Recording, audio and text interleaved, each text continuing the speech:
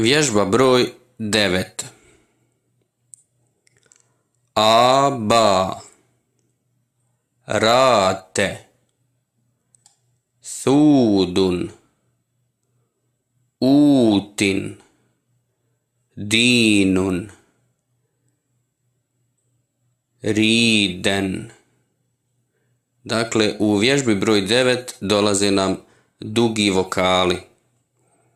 Do sada smo čitali riječi sa kratkim vokalima, ali evo od vježbe broj 9 nam dolaze i dugi vokali koje izgovaramo produženo.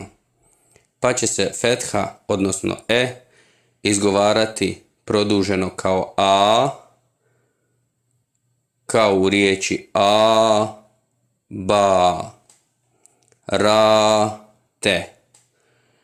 Damma, odnosno u, kada joj dodamo jedan vav bez vokala, će se izgovarati kao dugo u, kao na primjeru riječi sudun ili utin.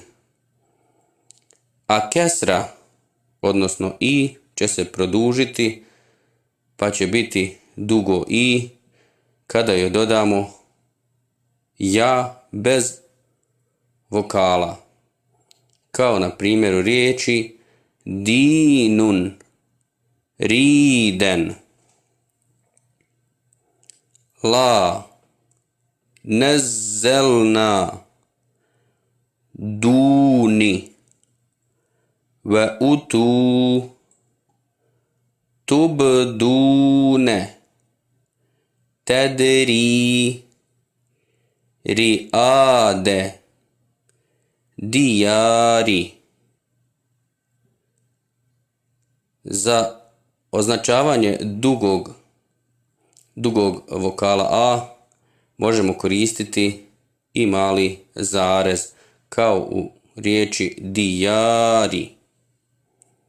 Warae, wali, dini, tawwabe, ebabile, narun, watawalla,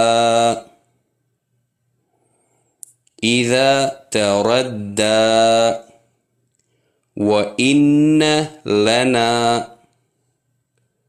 naran, walidin, bi ayatina, wa rabbi, wa anna, aniyatin, ilayna, innani labithu.